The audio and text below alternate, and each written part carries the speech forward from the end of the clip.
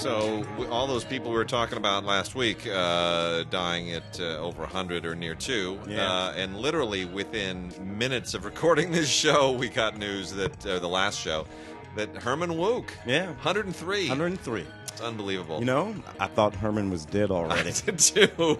Sorry about that, Herm. I did too. I think we started the run.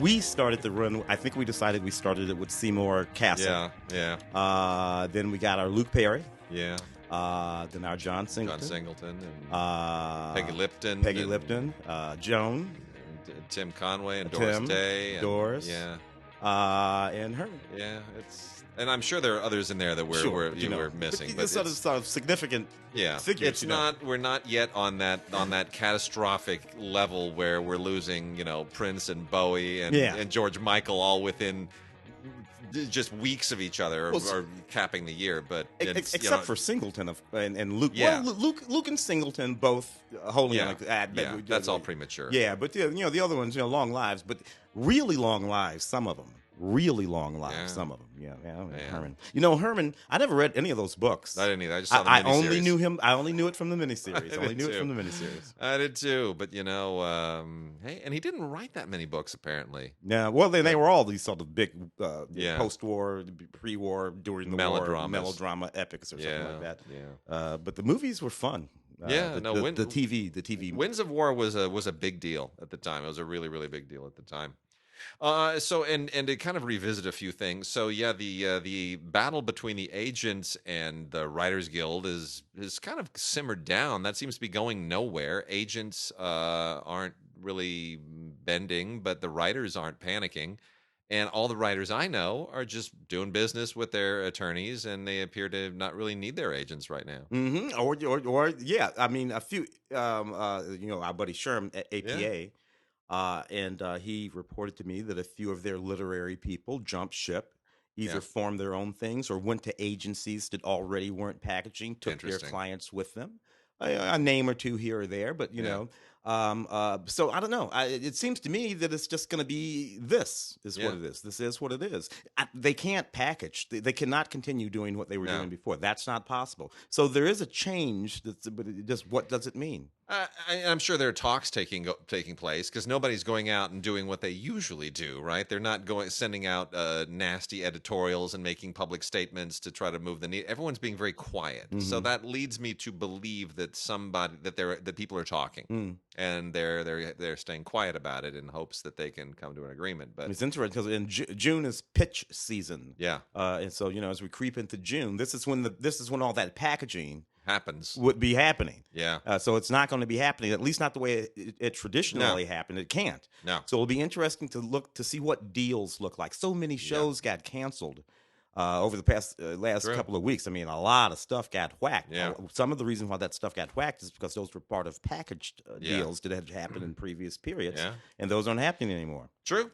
Very true. Very interesting. Well, it will continue to be more and more interesting, and of course, Avengers Endgame is moving ever closer to knocking Avatar out of the top all-time spot.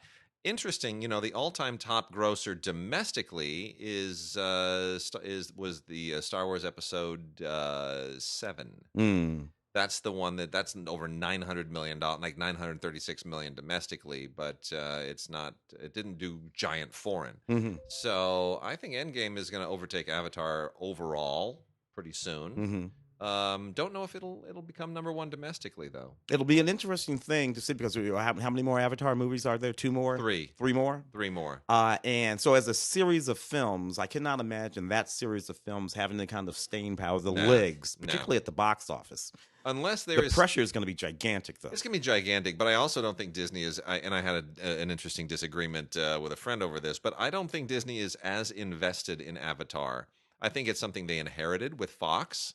But those movies are already bought and paid for. That money is already spent. So Disney will do what they need to do to market them, but and to see some profit on them, and they will. But none of those are going to do what the original Avatar did. No, which means they won't come near to doing what Endgame is doing now, and it's just no, not even going to do close.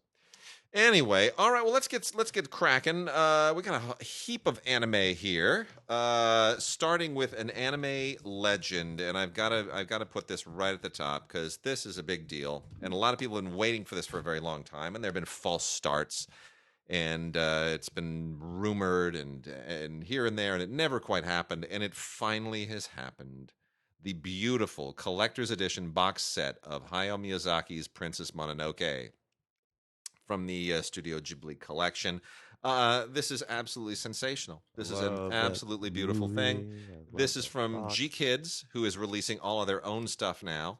And this was momentarily with Disney, and anyway, so Shout and G Kids are working together on the G Kids stuff. So Shout is technically releasing it, but G Kids is doing they're mastering this stuff and putting it together on their own, and I think that's great. So from the Studio Ghibli collection is this beautiful box set, which is it's a square box, and it includes a soundtrack on CD and a 40-page book and some really decent extra features as well, like the feature-length storyboards and some featurettes and TV spots and stuff like that. But ultimately, you're watching this for the movie, and Princess Mononoke is a wonderful, wonderful movie. Yeah.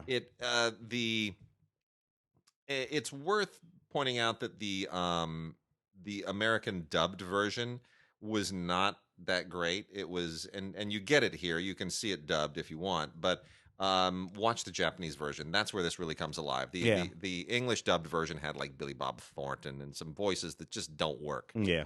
The Japanese version really kind of brings it home. It's an environmental message, and it's a little bit of a preachy film, but it's just a wonderful myth. It's fantastic, and it's the girl raised by wolves and trying to work with the forest spirits and the animal gods to save the earth. It's a beautiful, beautiful film. It's really, really wonderful, and one of Miyazaki's very best. And what a wonderful box set, Princess Mononoke. We've been waiting for this for a very, very long time. Also got a few others to roll through. Try to go through these as quickly as possible. Got some here from Funimation. Got the complete series of Dimension W. This is I'm gonna put all these together here because these all kind of belong together. Hang on. All right. There's a new line from Funimation that they've been doing for a little while, which is the Essentials line. And these are things that have been released before, but they're all classic series, right? Yeah. And they want everybody to kind of pay attention to them all over again and fall in love with them all over again. So they're putting them together in a very, very smart way. And these are all Blu-rays. They are not Blu-ray DVD combos. It's only one disc. It's only the Blu-ray disc in all of these. And these are all the essentials, and they're now re-released in these set with a digital copy as well. And some of them have really some kind of funny pull quotes on them. For example, Ninja Slayer from Animation. Now, Ninja Slayer is a little bit controversial. What is funny is that what they put on it to market it, they put these like little fake sticker graphics on here. And one of them, these are the pull quotes, right? This is for Ninja Slayer from Animation, part of the Essentials line. And one of them is a quote from a particular critic that says, LOL, no. The other one says, this is easily one of the worst shows Funimation has ever licensed, maybe even the worst. And then on the back, there's another one that says, hot garbage. Like they're owning the fact that people hate this thing. They're just totally owning it. And I gotta be honest, it's not that bad. I guess for anime people, it's probably horrific. But it's not terrible. I mean, the animation is worth watching. It's a little bit nuts and off the wall. But Ninja Slayer from Animation, well, it's divisive. But that's part of the Essentials line. Also from the Essentials line, Burst Angel, which I think is just really cool and sexy. Definitely not for kids, but it's hot women doing mercenary stuff and being really violent and wearing skimpy little outfits that look dangerous and sexy all at the same time. And why not? Because that's partly what anime was created for. Yep. Then we also have the complete series of Dimension W. Pretty aggressive stylistically, almost impossible to really understand the whole cyberpunk world that this inhabits. It's a little bit cryptic, but give it a look. Dimension W, the complete series. Let's see, more cute pixie girls. The complete series of We Without Wings, also part of the Essentials line. This is from the people who did Shuffles. If you know what Shuffles is, it's pretty much exactly the same kind of thing. It's got the same kind of little kinky young girl fetishistic-y thing going on, but it is what it is. Then Bikini Warriors is exactly what the title says. They are warriors and they wear the tiniest, skimpiest of bikinis. Tim, look at the artwork. Tell me. You don't even need ink for that. You just like the idea of the thought of a bikini. I know. Anyway, it's I love it. It's really quite funny. Look, I'm telling you, it just takes place in a mythical world, and you have women who wear next to nothing who are going out and fighting up a storm, and you are only basically. This is just one step removed from hentai. You're watching this only because you want to watch dangerous anime strippers. I don't know, something like that. Scrapped Princess, the complete series. This is the all 24 episodes, also part of the Essentials line. And this is actually quite pleasant and very, very enjoyable. These are the people that originally did Full Metal Alchemist, and it is another standard kind of Joseph Campbell thing where you have this girl who is prophesied to achieve a certain thing, and they refer to her as the Scrapped Princess. And this is her very Joseph Campbell-like adventure, and with her two siblings. The mythology gets pretty deep at a certain point, but it's not overly cryptic. It doesn't it doesn't take a lot to wrap your head around it. So Scrapped Princess, as far as the mythical Campbell-esque feminist odysseys, is one of the better ones in recent years. Got a couple of other real swanky collector's boxes here. This is Darling in the Franxx. Franxx is spelled Franxx. This is a really, really slick box set with a excuse me, a little slip cover on it. Comes with all kinds of collectible cards and a production art booklet and all kinds of other stuff in it. This thing is apparently really, really popular right now. This is episodes 1 through 12, and it's kind of a I want to say on some level it feels like an anime version of the Avengers, the original TV, the Avengers. It definitely pushes all of those buttons. Yeah. It's a beautiful, beautiful set. Everything that you could. This is exclusive content on part 1, and it's great. It's really. I live for Kathy Gale and Mrs. Peel. And oh yeah. This is like that's the anime in the vein of. Yeah, it's this is fun stuff.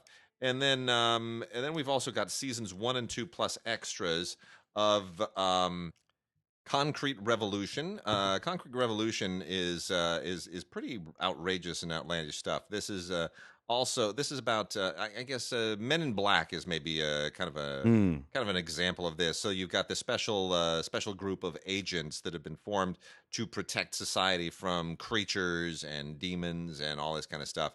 And so there's definitely a Men in Black kind of a vibe here. It goes in some weirder directions, as anime often does, and certainly it's not like Aliens. Men in Black is Aliens. This is more outlandish creatures so that they can do even more outlandish anime. But there's a lot of fun stuff here, promo videos, commercials, and all kinds of other stuff in here. And there's even an explanation of what the Concrete Revolution is. I think technically it's Concrete Revolution, but I don't know what Revolution is. So it's Concrete Revolution to me. Let me pick just a few more out of this last bunch. Oh yeah. This is good stuff. Armored Trooper Votoms, the OVA collection one from Made in Japan. Armored Trooper Votoms is it's part of the mecha tradition in anime, and it's it's guys shooting stuff and with giant armor and all the things that you want out of mecha. Doesn't really transcend any of the rest, but this particular 52 episode run has a certain following, so that's out there. Let's see. Also from Funimation is Ultimate Otaku Teacher, the complete series. I don't know why they call this Ultimate. No, there's nothing ultimate about it. This is it's nothing. This is not action or anything. This is just kind of fun and cute and modestly entertaining. It's got some humor to it. But it's a little bit of a self-reflexive thing on manga and anime. It's about this kid who is obsessed with anime and manga, and all he has in his life is sort of loneliness and his blog, and he can't really. He's like a Walter Mitty character, right? He's a Walter Mitty character, so he can, he just wants to find something that's fulfilling for him, and he eventually finds it in teaching. And then you get into all kinds of weird tangents that sort of take it off on a weird plane. But nonetheless, it's entertaining. I don't know why we call it Ultimate, but there it is. It's a guy who becomes a teacher, and he's like Walter Mitty. It doesn't even make sense. Most anime doesn't. What do you want to tell me? Okay, and then just a couple more here real quickly. One Piece. Oh, the One Piece The One Piece thing. Shonen Jump One Piece episode of Sabo is a Blu-ray and DVD combo set. This is a separate One Piece adventure that will certainly sit well with anybody who has seen One Piece. If you haven't seen a single episode of One Piece previously, none of this is going to make any sense to you. You need to have some kind of frame of reference for the One Piece world. Otherwise, that thing will it'll completely throw you. And then I'm going to do one more. We can get into some documentaries. No, that's not very interesting. Hold on. Desiree, the complete series, spelled like Diesirae, like Desiree. This thing is outlandishly animated. It's really, really super cool. This is a supernatural adventure that is all about a high school student who is empowered to stop the resurgence of a supernatural force in the world. And it is, again, that Joseph Campbell thing. These are always messianic figures. But the costumes, the animation, the artwork, the art direction in this thing is just super cool, super slick, has kind of I want to say a Matrixy vibe to it, but it's really, really cool, and it's worth checking out. That is from Anime, and it is Diesirae, the complete series, Desiree, or Desiree, however you want to pronounce it. All right, let's move on to some other stuff. We got docs. A few docs, yeah. Some interesting stuff here too. Black Hawk Down: The Untold Story. Of course, the Black Hawk Down movie we'll all remember. That's late 90s. Which is out on 4K, and I'm still harassing Sony to send it to us. Just want to point that out. Powerful movie. Ridley. Was that Ridley or Tony? That was Ridley. That was Ridley. Ridley's like super proud of that film. Yeah. It's a good movie. And the story it was telling is the October 1993 story of the downing of two Black Hawk helicopters, which is in Mogadishu, Somalia, which is what this doc is about. So here we get the actual true story. Yeah. Several of the actual men who were there from the various different branches of the service that participated in this siege, which was very intensely told there. Nevertheless, as is often the case, this is better. Yeah, this is better. They have these actual people, and there was a lot of footage of this. Taken from all kinds of perspectives and points of views, including, believe it or not, a wee bit of body cam footage, which in 1993 was sort of an amazing thing. It was a different kind of thing that they were using it for, not like it's used today. But all kinds of stuff that they used to tell these stories, but not any recreations, I'm happy to say. Yeah. So all kinds of bonus features on this too. So Black Hawk Down: The Untold Story. Nice. Yeah, neat stuff. The Moses controversy. Wait, I really should let you do this one, just because there's a context to all of it. So, and Michael Medved has a quote, particularly on the back of the box there. Yeah, the patterns of evidence. This goes to the. This is actually a really interesting series. There's a longer series of this patterns of evidence that deals with the origins of books of the Bible and who wrote them and so forth and so on. No, it's actually very, very interesting because the question is, did Moses actually write the 5 books of the Bible? Mm-hmm. You know, which is some of the stuff I studied. The reason Tim handed this to me is that's some of the stuff I studied in college originally when I was a history major. Yeah. And there's a real dispute over it. But so Tim Mahoney is the guy who's done this before. He did one on the Exodus, and now he's examining whether or not the evidence really does support that. There's all kinds of evidence to suggest that Moses wrote most of them, but then they were finished by someone else. Mm-hmm. And you know, that's kind of that dispute goes on endlessly in history. I mean, there's if you study even the Quran was never written down during Muhammad's life. No, it was orally. It was orally transmitted. Yeah, the Mahabharata, all kinds of stuff inside the Mahabharata and the Bhagavad Gita. Yeah. And in outside of the realm of religion, issues around Shakespeare, you know, who really wrote this and that and this particular play or that particular play. There are even people who say that Shakespeare didn't actually exist. Yeah, well, you know, screw them. Yeah, because they're that's ridiculous. I know he exists because I just saw him in a new Kenneth Branagh movie. Yes, of course. You know with that. Yeah, the Moses controversy. So all the patterns of evidence stuff. The previous one was patterns of evidence, the Exodus, and this is fun stuff. And then I have 3 docs on one disc here, A Hero's Welcome, honoring the extraordinary sacrifice of America's greatest soldiers. And what we basically have here are 3 separate films that tell the story of 3 very heroic deeds undertaken during war. Never Surrender, the Ed Ramsey story, tells the story of Ed Ramsey, who during the campaign in the Philippines, his unit was pretty much smashed to pieces. He was able to get away, and rather than surrendering, he joined a underground Filipino band of guerrillas. Rose to the level of commander in that group of almost 40,000 guerrilla warriors, and just led them in the rest of the war in the Philippines. Wow, which is quite a story. So that's Ed Ramsey's story there. Until they are home. The first one, by the way, is being narrated by Josh Brolin. These all have sort of interesting guys narrating. Kelsey Grammer narrates Until They Are Home. This is the story of what's called the Joint POWMIA Accounting Command. That's a long name. It's a long name, and it kind of goes back all the way back to those guys that they sent after World War II into all over Germany to find all that stolen art. I think there was a movie about that. Yeah. With George Clooney, if I'm not mistaken. Well, this is essentially that sort of a group of guys who go back to various different places where major battles were fought and try to collect and identify and bring home as much information and identification as they can about any folks still in MIA in any particular theater of war. So that's what they do. Kelsey Grammer narrating that. Return to Tarwa, the legend of Leon Cooper, the Leon Cooper story. And we have Ed Harris narrating this one.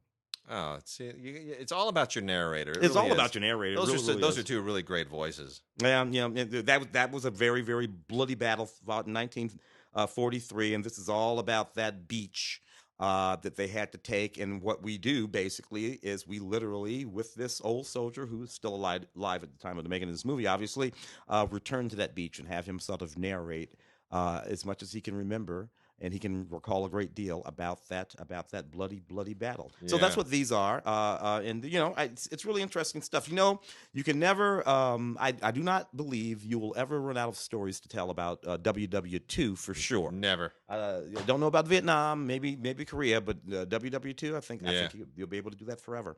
Bosch, the Garden of Dreams. That's a wonderful, wonderful painting.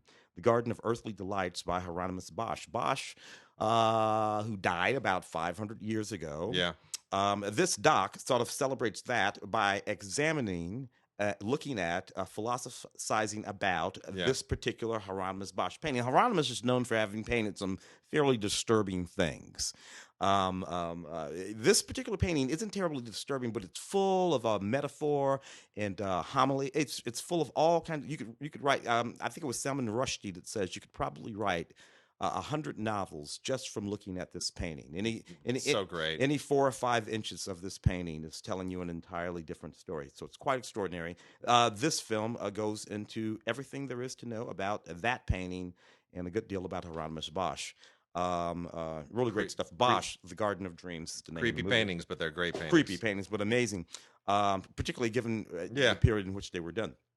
Gary Winograd was one of the original street photographers. Man, this is a cool movie. And Gary, with those street photographers, what these guys started doing, and women, is late, as far back as the late 30s, is going out into the streets with little cameras like Brownings and Leicas. Yeah. And simply photographing the life, the things that people were doing on the street. Occasionally, they would capture something absolutely extraordinary. But mostly it was just about life as it was happening. It was cinema verite in cameras. The great thing about this doc in particular is it's not just about his photography. There's a moment in here where he moves from New York to L.A. Mm-hmm. And his photography changes. Yeah, and they analyze. There are some of his real scholars of his work who study his life, and they put and one guy figures out why. And when you find out why, you're just going to cry. Oh, really? It's the most beautiful moment. It's just a beautiful thing. It's really fantastic. Great moment of elucidation. Yeah. Gary died in 1984, and this is an absolutely extraordinary work. If you do not know the work of Gary Winograd, then this is really a great film for you. Yeah. And obviously, if you're a fan of particularly street photography, a lot of black and white photography, you're going to really, really love this movie. Sasha Waters Fryer, Gary Winograd, All Things Are Photographable is the name of the movie. Yeah. Good stuff. Nicholas and Alexandria, The Love Letters. So this is with Susanna Lipscomb, who's a scholar of Tsarist Russia and other things. So more than 100 years ago now, a couple of years past 100 years ago now, Tsar Nicholas and his wife Alexandria and all of their children were taken out of the borders and murdered, assassinated. Yeah, assassinated is what they were. So anyway. This explores the literally hundreds of love letters written back and forth between Nicholas and Alexandria. Aside from being extremely sort of intimate, they get real hot and sexual in some of the stuff. It also illustrates what lousy leaders they were. That's true. They were just terrible. There's a reason there was a revolution. Yeah, and the way that they understood and saw things, and the way that they understood the people. Yeah, and of course they were listening to Rasputin. First mistake. And you listen to Rasputin, you end up in a hole out in the woods. But nevertheless, this is quite elucidating to that period as well. Thousands of love letters back and forth between them, and the sort of analysis of it all by Miss Lipscomb is really quite good. Quite good. Surviving Birkenau by Dr. Susan Spatz, the Dr. Susan Spatz story. So Dr. Spatz is a wonderful professor at the University of North Carolina, if I'm not mistaken. It's where she taught most of her career. And this film is all about, and they tell it with all of these wonderful documents, photographs. When she was in 1922, she was born in 1922, and when she was a teenager, and the Nazis came into Vienna, her and her mother had to make a number of decisions about what they were going to do. Her mother made some very bad mistakes, one of which led to the loss of her and to her teenage daughter, to Susan, going on the run and being led on a death march and spending some time at every one of the major death camps that you can think of. I think they started. She ended up at I think at Theresienstadt is where they started out, and she ended up at Birkenau. And this is just an astonishing story of how this little, slight teenage girl managed to survive for 3 years, including that insane, brutal death march, until they were actually liberated. It's just a story of how she managed to do that, and to go on to live a very long and influential life. It's just a beautiful, beautiful. She goes about now telling the story. So this is a document of what happened to her and to those Holocaust deniers. I suggest you watch this. This is a real story of an absolute survivor. Fantastic, Surviving Birkenau, the Susan Spatz story. Louis Theroux, My Scientology Movie. Oh, okay. So this is a bit of a scammy movie and a little bit self-serving. So a documentarian, Louis Theroux, he decides that he wants to do a doc on the Church of Scientology. He wants to be gain admittance into their main headquarters. Yeah. Well, that's not going to happen. And do this doc, and of course he knows this is not going to happen. So what he pulls is a sort of Michael Moorish kind of thing, where he basically just trolls the Scientology building, and he trolls Scientology people, and he trolls the guards at the Scientology building, and then he takes it up a notch.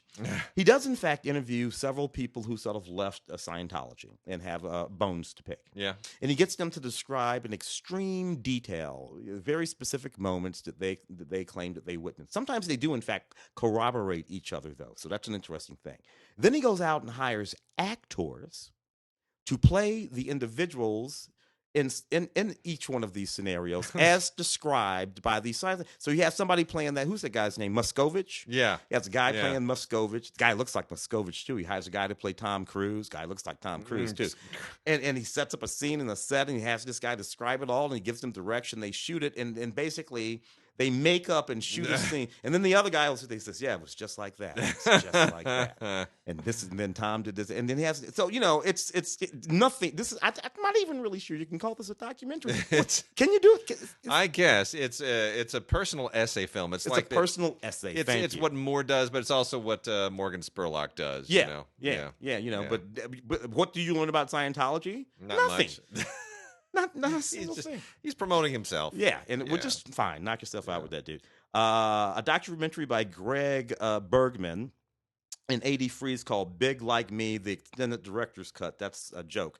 So this is a movie about this guy, this comedian Greg Bergman, who directs the film, as he goes on this this crazy quest to enlarge his penis. Okay. He wants. Good night, everybody. He tries. Yeah, right. I'll be here all week. Every stupid pill you can think of, he takes. Every potion you can think of, he rubs on that thing. He eventually goes down to Tijuana, Mexico, where he's gonna talk to this surgeon. Oh no! And you know what? I turned the movie off. I didn't want to see how the hell that turned out. So, all right, we got a bunch of PBS stuff here. We're gonna go through it rather methodically. Let's see. Right to Fail is a Frontline documentary done in collaboration with ProPublica that looks at it begins with a 2014 ruling that that in New York, that people who had extreme mental illness and were sitting around in homes were being neglected, and that this was a violation of civil rights. Okay, so that then completely changes the legal status of thousands of people, and if you flash forward then until 2019. Now you see how the policy actually, how this change has resonated. Was this a constructive thing? Was this a good thing that we now are trying to sort of take these people who normally are perceived as being not capable of caring for themselves and giving them the chance to sort of be autonomous and independent and whatnot. So and it's interesting. The actual program. The housing program that is involved here is there's pros and cons to it, and the question is there a right to fail in life just generally, and most people would say yes, but all of the legalese is what makes this so interesting. Is that what the courts do and don't do, and what they can and can't do, and what they should do but won't do. That's where it really gets into the weeds. It's actually very interesting. It got complicated in another spot too. It's because sometimes your failure costs society something. Yeah. So you're out there failing, and my taxes just went up. Yeah. Whereas, the ripple effect. Yeah, the unintended ripple or effect. perhaps just my quality of maybe my taxes didn't go up, but maybe my quality of life went down because of your failure. It's a question of where you draw that line. Yeah. Like how much, because sometimes it's pretty obvious. Like the old saying is, your right to throw a punch stops at my nose. Yeah, Well, that's a clear-cut line. Yeah. But there are other areas where that line isn't quite so clearly defined, and especially where the mentally ill are concerned. So that's what's interesting there. And then a couple of novas here. Rise of the Rockets. I love it. Coming on the eve of Rocket Man, which is getting all kinds of rave reviews out of Cannes. Has nothing to do with Elton John. This is about as much as that Freddie Mercury movie had to do with him. No, this is just this is about now that we've moved into a new era where we used to have government rockets, and now private companies are building rockets, and costs are coming down. And the question is, are we finally getting to a place where we're going to, start to merchandise space? And it's very, very interesting. It makes some predictions. I'm not sure they're entirely correct, but it's certainly interesting. And the other nova is the next Pompeii. And the question here is, Pompeii was back in 79 AD, buried an entire city. And they just discovered all kinds of things about Pompeii, like that they used molten steel to fill in potholes and stuff like that. So the question here is there going to be an next Pompeii? Is there somewhere else on the earth that is threatened by a volcano? And the answer here is that in Naples, they may very well be the next one. They are there's like a giant volcano that was recently discovered pretty much underneath Naples. So if that thing ceases to be dormant and explodes, the entire city of Naples could be blown into the atmosphere. Yeah. So it's very, very interesting and a little bit scary. But it's Nova, so they're not exactly pulling our chain. Wonderful travelogue here. The Best of World's Greatest is 6 episodes of just beautiful parts of the world. Everything from Machu Picchu to volcanoes to coral reefs and islands. And it's a travelogue. You're just traveling around the planet, PBS style, seeing all of these extraordinary places around the world that are considered among the greatest in their individual classes. And most of this is stuff that these are places that are hostile on some level. You're not going to sort of join a tour and go there with some kind of a package deal on a cruise ship. You got to make an effort. But some of these you're going to want them on your bucket list. The effort is definitely going to be worthwhile. So this would have been a good one to do on Blu-ray. Not on Blu-ray, unfortunately, but still worth checking out. The Best of World's Greatest. Interesting. Also out of PBS, part of the Secrets of the Dead series, the Nero Files. This is very interesting to me. Then this is another one of these sort of explorations of whether or not the historically reported individual is kind of true. Nero, of course, renowned as a brutal, villainous, horrible, miserable dictator who burned Rome so he could fiddle to it and compose a song. Look, the 68 AD was when Nero was around, and he was one of the last. He was the last Julio Claudian emperor. He was adopted. He was an adopted son. Oh my gosh, I didn't know that. Yeah, so it's so what they pretend to do here is through research and the historical documents and uncovering this, that, and the other thing, find what the true story is about Nero. It suggests that what we think we know about Nero is not true. J.O. Sanders is doing the narration, by the way, and I love J.O. Sanders' voice, so it's kind of cool just for that alone. 2 others, both Dr. Lewis Henry Gates projects. The first, Finding Your Roots, a continuation of his, it's a great show. It's just wonderful, Finding Your Roots series. I just love it. And it's not so much about the individual things that are found out about any of these, usually sort of quasi-famous people's roots. Yeah.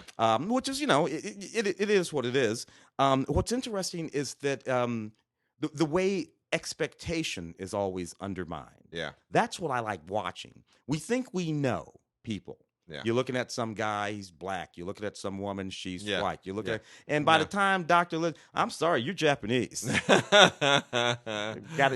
they do the DNA, they do all the research with the paperwork and all of that, but then they do the DNA business too. Yeah. And then they, sorry, you're Japanese. We are all mongrels, man. We should just cut it out. It's insane. I'm always happy to point out people that I'm mostly Jewish. I love the best story I ever heard of that was Patton Oswalt, because he does it in one of his routines. Philippines, and he talks about how he did one of these things, and he came back, so much Jewish and so much this and that and the other thing, and then whatever Polish and all the stuff that they expected. And then there's like 15% Mongolian, and he's like, Mongolian.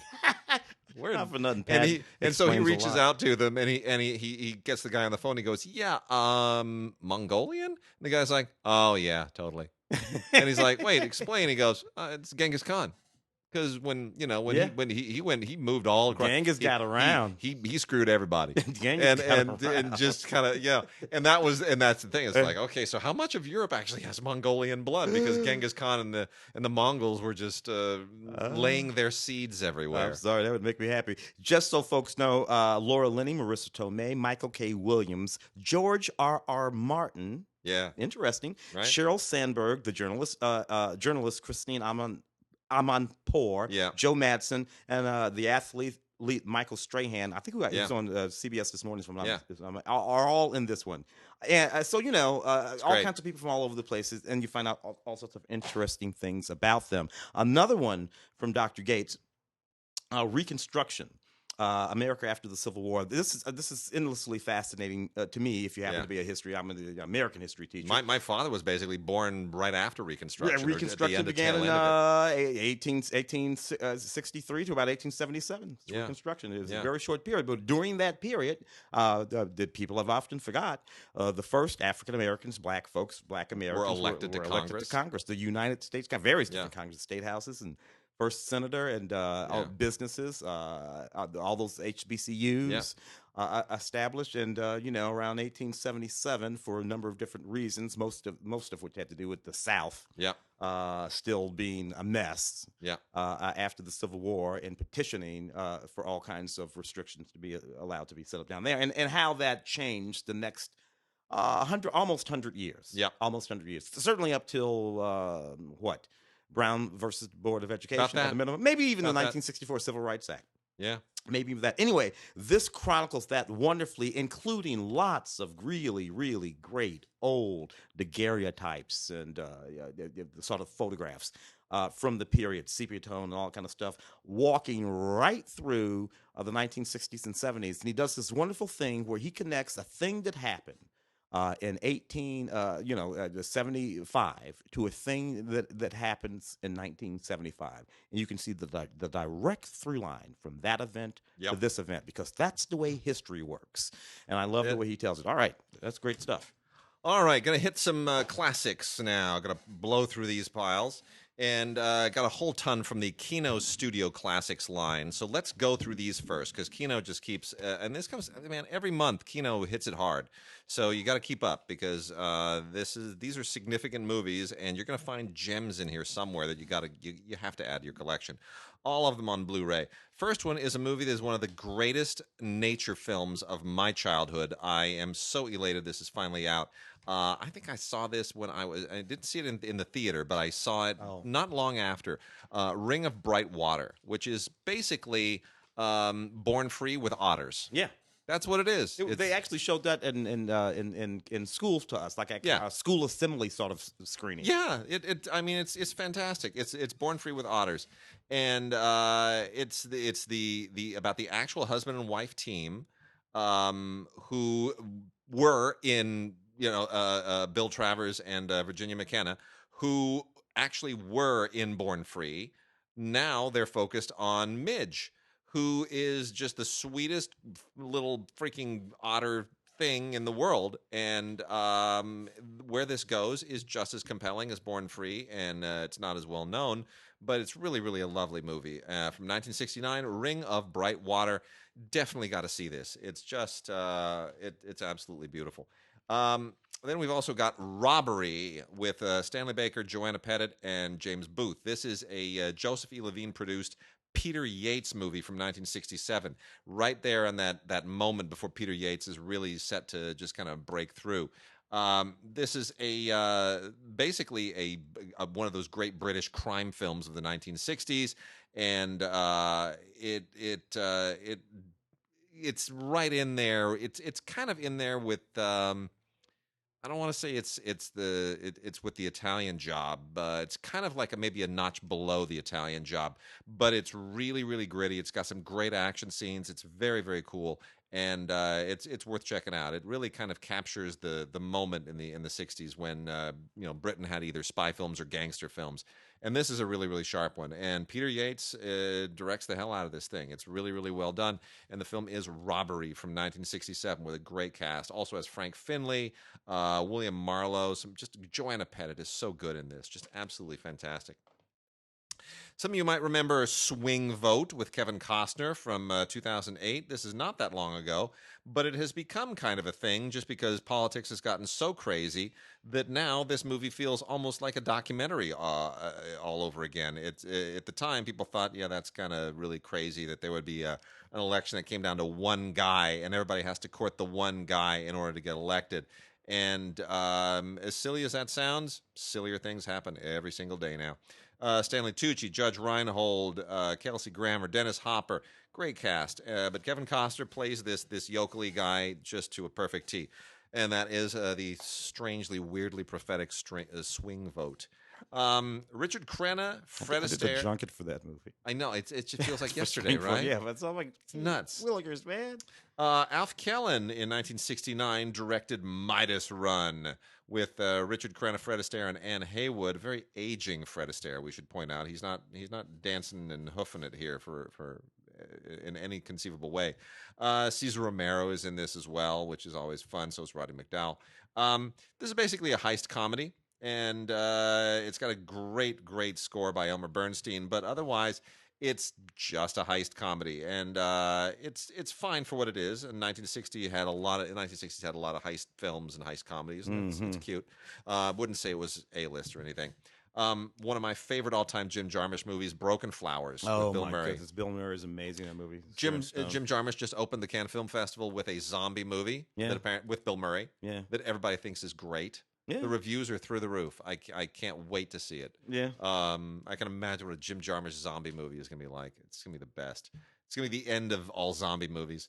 But Broken Flowers, Bill Murray plays a guy who, he's one of these celebrities who's been fast and loose and very indiscreet over the years, and he gets a letter from a former lover, not signed, about a daughter that she had, and now he's got to figure out who was it, and he's got to try to figure out who's this daughter, and how do I track this person down. And so he goes and revisits all of his previous conquests, and it's a really interesting kind of mythical odyssey on a weird Jarmusch scale. I think it's a brilliant film. Jarmusch wrote and directed it. I think it's absolutely genius. If in the hands of a ordinary director, it would have just been this sort of rude, crude, obnoxious guy trembling back through the. But no, this is this contemplative, thoughtful. It's so thoughtful. Sharon Stone, very good in that movie. Oh, she's so great. The Man Who Haunted Himself by Basil Dearden, starring the actor that the British hate to claim their own, Roger Moore. I have talked to so many people from England, so many of my British friends, just they would prefer to pretend that Roger Moore is really he's American, he's Canadian, he's not British. I watch him on The Saint every morning. It's one of the early mornings. Yeah. I'm sorry, Roger's all right with me. Roger's my mind. And he was my favorite Bond. I know he was my first Bond. Connery was always a little too mean. Roger was a bon vivant. He was a secret agent and loving it. So what this is actually a really interesting movie, and Roger Moore is surprisingly good in it. He's not doing the Bond thing. He's not doing the Saint thing, the Simon Templar thing. He plays a guy who's in an accident and he's momentarily and he's dead for a moment. They briefly declare him dead, and then once he gets back to his life, he finds out that somebody who looks exactly like him has been living his life. Ugh. Like to a creepy degree. It's not just like sightings, like actually insinuating himself into his life, and it's very Lynchian actually, and it gets into all kinds of questions about his mental state and possible supernatural explanations. It's really good. That's kind of wicked cool. Yeah, it is. And before he died, they were able to get an audio commentary with Brian Forbes, who co-wrote this, and and Roger Moore, and moderated by Jonathan Southcott, and it's really quite cool. There's also a little tidbit on here with Joe Dante and Stuart Gordon talking about the film in their very expert way. It's really, it's very, very cool. So Basil Dearden, director Basil Dearden, is the man who haunted himself with Roger Moore. It's very cool. This is a legendary film. We talked about this when we talked about the Hal Ashby documentary Hal. Yeah.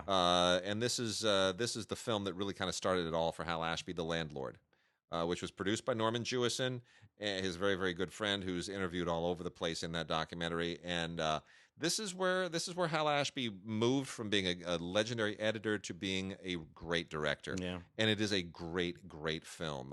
This was made in 1970, and it really is one of those 60s to 70s pivot points. Stars Beau Bridges as wonderful Diana Sands. Oh yes, this is just terrific. This deals with you know the changes that are going on at the time, obviously with gentrification and class and race, and it's all relevant again right now. Very second. It's insane. Right now. Bill Gunn, one of the screenwriters on that, and shot by Gordon Willis. Yeah, the legendary Gordon Willis, whom I've heard on the phone. Another Joseph E. Levine film. Marlon Brando starring for Michael Winner in The Nightcombers. Really, not a film that a lot of people have seen, to be honest, from 1972. Has a couple of audio commentaries on here with Michael Winner and film historian Kat Ellinger. But this is definitely one of those weird 1970s movies. There are a lot of these that have a really bizarre feel to them. Just they feel like kind of early, like period horror films that were nonetheless very much rooted in the 70s. And this is adapted from Henry James Turner The Screw, which previously was the basis for at least 2 other films, including The Innocents. And really great performances in here. But Brando in his kind of in his last tango mode is very, very good and very different from what you would normally expect of him. The movie's kind of disappeared a little bit, as like most Michael Winner films, but it's worth checking out still. The Nightcombers with Marlon Brando, produced by Joseph E. Levine. I got 2 more here. One sublime, one ridiculous. I am quite a fan of the very underrated von Richthofen and Brown, a movie from 1971. A little bit late for World War I movies, but really a lot of good stuff in here. This is directed by Roger Corman, and one of those Roger Corman movies that you would not expect him to have directed. Because it's far better. It's a real movie. Right. Yeah, every now and then Roger so do that. Roger Corman had a moment in his career where he was trying to be a real filmmaker. Even when he was still making exploitation films, he was trying to be a real filmmaker. And for 1971, he decided to take a shot at it again, and produced by his brother Gene, and working with a very good script by John and Joyce Corrington, and a great score by Hugo Friedhofer, by the way. A really, really good classic score. Hugo Friedhofer, one of the all-time greats. He decided to go and tell the story of the Red Baron, but not just the Red Baron, but his Canadian counterpart, the former wheat farmer Roy Brown.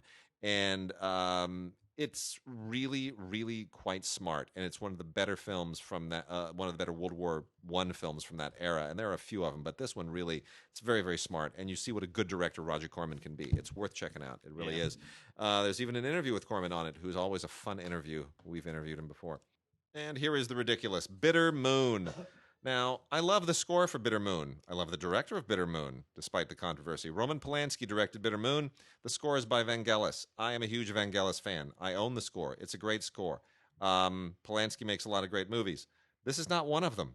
This is insane. This is basically, let's take 4 people, put them off on vacation together, and let them just kind of do weird and kinky sexual things with each other.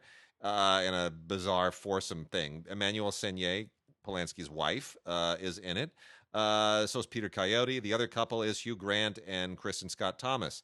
Now, the thing is, if you want to see Peter Coyote put on a pig mask and then we'll go and be on all fours naked with the pig mask crawling around on the floor, That's actually a scene in this movie. Oh yeah, and don't forget about the thing with the milk. Yeah, no, I don't No, want to. I don't yeah. want to go there. This is just a twisted movie. It's supposedly a comedy now. That's what they're saying. It's funny. No, it was not meant to be No, funny. I saw that movie in theatrical release. This was I must admit, most women, a lot of women, for whatever reason, like that movie. yeah. I don't know why. I don't know why either. I don't know. Yeah. Anyway, Uh, I recommend the score, nothing else. shall we? Shall we? Yeah, a few fire more? away. Man, some of these movies just interested me because they were longer ago than you think. Anaconda, 1997. 22 years 22 ago. years ago, Jennifer Lopez, of course, John Voight, Eric Stoltz. I had completely forgotten that Eric Stoltz was in this movie. Owen Wilson is in this movie. Holy Kerry cow. Werr is in this movie. Danny Trejo is in this movie. But of course, Nice. the star of the movie was Jennifer Yeah. Lopez and Jennifer Lopez. Yeah. And Ice Cube. Anyway, this is a gigantic anaconda. That's all there is. That's all it is. The mistake that they make in this movie is the one that Steven didn't make in Jaws. They show you the snake. If they never showed you the snake, just sort of rippling up, but once you see It's the also big it's stupid fake also ass, ancient CGI. and so it's really CGI. really, it's like the snake looks like Dino from the Yeah, right. Flintstone cartoons. Jennifer is fine as hell though, so that's great. Ice Cube working with John Carpenter again. I hadn't thought of them. And not actually, that was Luis Lalosa. This is Ice Cube with John Carpenter in Ghost of Mars, which, believe it or not, is 2001. This was like when Ice Cube started his career. He had a moment there where obviously he played Doughboy, Boys in the Hood, and then he did these sort of funny sort of comedies, and every now and again he'd play like a dad or something like that. And Ice Cube at this moment was still trying to play tough guys with guns. And I'm so glad that he quit doing that and he started playing all those barbers and all in the barbershop movies and all that kind of stuff, because I think that's what gave him a career. If he had kept doing this kind of stuff, Ice Cube's career would have been over 19 years ago. Nevertheless, in this one, it's sometime in I think it's 2176, and the Martian police have to pick up this highly dangerous criminal and transport him someplace. What do I love about Ghosts of Mars? This is who's in this movie. So you got Jason Statham, had forgot about him. Clea Duvall, she's in this movie. Pam Grier, forgot she was in this movie. I know. Joanna Cassidy, it's crazy. I forgot she was in this movie. I know. It was just fantastic. Cast of really really interesting. From when did this come out? 1978. Yeah. Faye Dunaway, Tommy Lee Jones, The Eyes of Laura Mars. I will tell you this. Faye Dunaway had a moment when she was from about 1960, Bonnie and Clyde. Yeah. Through about 1980, 81, probably Mommy Dearest. Yeah. When she was really a one hell of a movie star. Yeah. She was alluring and beautiful and sexy and captivating. Faye was never the greatest actress in the world. But she had a way of holding the screen there, and I hate that she sort of faded into along. But anyway, this is a really neat movie. Look at the cover of that in black and white. It's beautiful. It's just absolutely beautiful. They don't make those cheekbones like that and those legs. And Tommy Lee Jones and The Eyes of Laura Mars. Not a lot on that. Bonus content includes an audio commentary by Irv Kershner, who directed the film. You want to knock off a couple of those? Yeah, so let's we're right at the end here, so we're gonna call it quits here in just a second. But I want to make quick mention of Godard's The Image book. Now, I have not liked anything that Godard has done in years, but Tim is among those who thinks that he still has his chops, and a lot of people really love him, like our friend Manola over the New York Times. So here's what Godard does. He goes and he shoots a bunch of stuff, just shoots a lot of stuff, and then he recites some esoteric stuff over it, and I guess it's meaningful. It's like Sartre narrating somebody's vacation or something. I don't know, but anyway, that's what's going on here in the Image book. It's meant to, what he's basically putting together is pieces of old movies and then like modern day footage, and it's somehow all supposed to make some kind of a juxtaposition that is poetic and meaningful. I don't get it, but nonetheless, it's on Blu-ray. It's from Kino. It won a special award at the Cannes Film Festival for some ungodly reason. I don't understand what, but there it is. Everybody gets it except me. I'm the only one doesn't get it. There's an interview on here with the producer, Fabrice Aragno. Never going to be an interview with Godard because he ain't going to sit still for that. And then there's an essay by James Quant, who programs at the Cinematheque in Toronto, and a conversation with Nicole Brenet from the 2019 Rotterdam Film Festival, which is rather elaborate and almost better than the movie, and almost worth checking it out all by itself. And then the last one I'm going to make mention of here real quickly is from Arrow Academy. You got to check this out. This is The Big Clock with Ray Milland and Charles Laughton, directed by John Farrow. Maybe the best film that Mia's dad ever directed. He did a lot of junk, but he did do a few really great films, and The Big Clock is one of the great ones. This is based on the novel by Kenneth Fearing, and it's a totally unique film for its day, which was 1948. Yeah, completely unique. It's funny, but it's intense. It's dark and suspenseful, but it's ironic. It's got a really, really fascinating vibe to it. It would almost be a Coen Brothers movie. Oh yeah, Charles Laughton, the Maureen O'Sullivan. It's fantastic. Maureen O'Sullivan, George McCready, Rita Johnson, Elsa Lanchester is in it as well. Oh yeah. Really, really just superb. And produced by Richard Maibaum, who, of course, was the screenwriter for a lot of the early Bond films as well. So it's really worth checking out. It's just Ray Milland plays this editor of a magazine that deals in crime stories, and his boss is Charles Laughton, who's an absolute terror, and says, no, you're not going to go on vacation. And so the conflict that generates their disagreement over whether Ray Milland is going to take a vacation just goes totally off the rails. It's absolutely fantastic. I almost wish the Coens would remake this. Yeah, that's that's so... what they should do, right? Yeah. Be fantastic. Great movie, really great. Also has a Lux radio drama on it with Ray Milland. It's terrific. The Big Clock by John Farrow from part of Arrow Academy. Okay, cool. And with that, we are done, and we will see you guys next week. Hopefully nobody else dies during the week, because we're getting tired of all the opens. Got to start a new channel.